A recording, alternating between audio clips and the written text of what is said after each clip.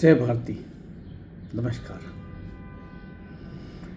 आज हम लोग सृष्टि के 3 मूल सिद्धांत, जिसको हम लोग आरंभवाद, परिणामवाद और विवर्तवाद के रूप में जानते हैं।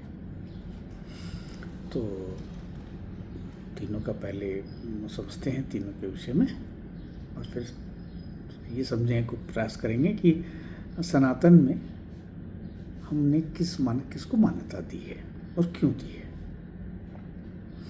तो सबसे पहले आरंभवाद। तो जब आरंभवाद है, इसका अर्थ ये हुआ कि नए पदार्थ से सृष्टि होगी, सृजन का सिद्धांत।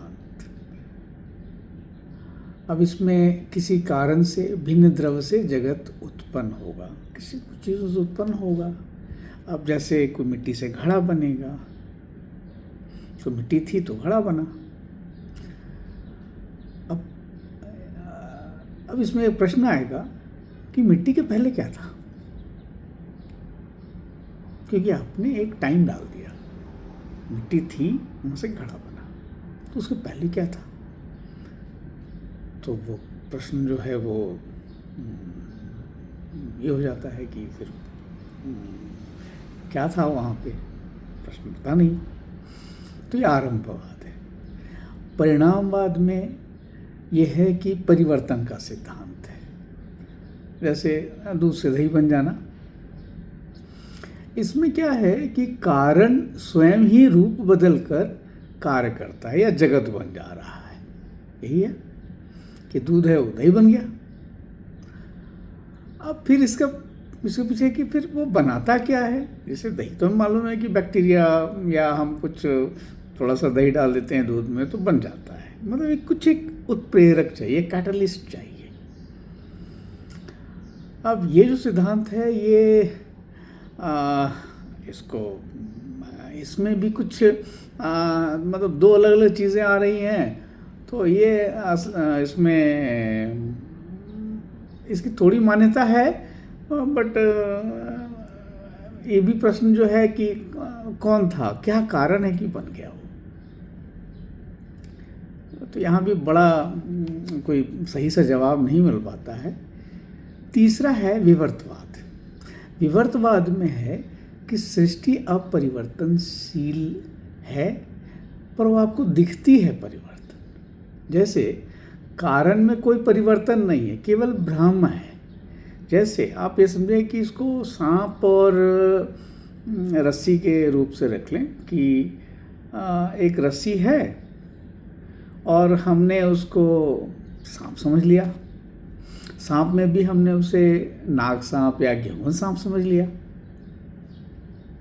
तो एक भ्रम है। तो ये एक हम समझते हैं, इसको आप वेव थ्योरी में भी समझ सकते हैं कि समुद्र है, वहाँ जल का अथाह जल है और उस पर लहरें आ रही हैं, वेव्स आ रही हैं। अब ये सारी जो वेव्स हैं ये अल्टीमेटली तो जल का ही रूप है। वो लहरें आ रही हैं, कुछ बबल्स निकल रहे हैं, तो हमें वो लगता है बबल्स की भी जीवन है, वो तट पे आती हैं, समाप्त हो जाती हैं। बट वो एक भ्रम की स्थिति है सब जल ही। तो उसी तरह से सांप की अवस्था है, वो भी भ्रम की अवस्था है। अब इसको थोड़ा और समझते हैं कि हम सनातन में विवर्तवाद ही क्यों स्वीकार्य है। तो पहला कारण जो समझा जा रहा है कि ब्रह्म परिणाम स्वरूप अगर जगत में बदलता है तो वह नश्वर, सीमित और अमाप्त और परिवर्तनीय हो जाएगा। तो ये तो वेदों के विरुद्ध हो जाता है। अब यहाँ है इसमें माया की भूमिका।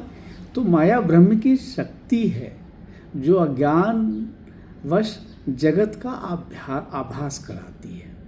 जैसे अंधेरे में हम रस्सी को सांप समझते हैं। रस्सी बदलती नहीं है, पर हमारे मन में भ्रम रहता है कि वो सांप है। तो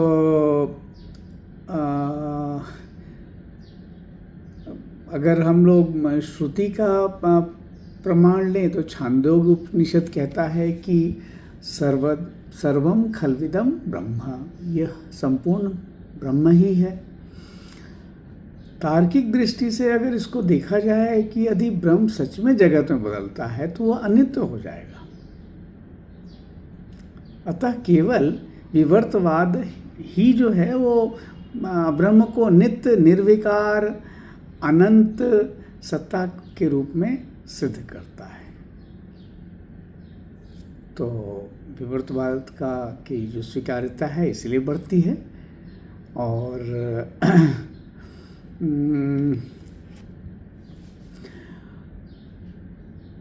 इसको थोड़ा और समझते हैं। अगर आप एक जैसे देखें कि सपना है, मान लीजिए आप कोई स्वप्न देख रहे हैं, तो स्वप्न में कुछ घटनाएं होंगी, कुछ पात्र होंगे,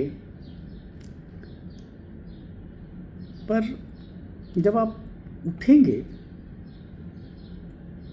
तो आपके शरीर में कोई भी बदलाव नहीं होगा, आप जस के तस ही हैं।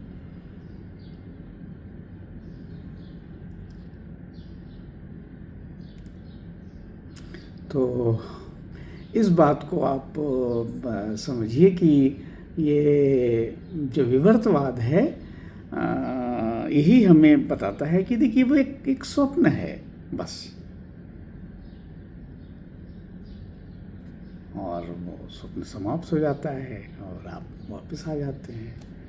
रस्सी की ही है, आप उसको सांप समझते हैं, और सांपों में भी अगर आपकी दृष्टि थोड़ा ज़्यादा तेज है तो आप उसको गेहूं सांप भी समझ लेंगे और उसे डरने भी लगेंगे।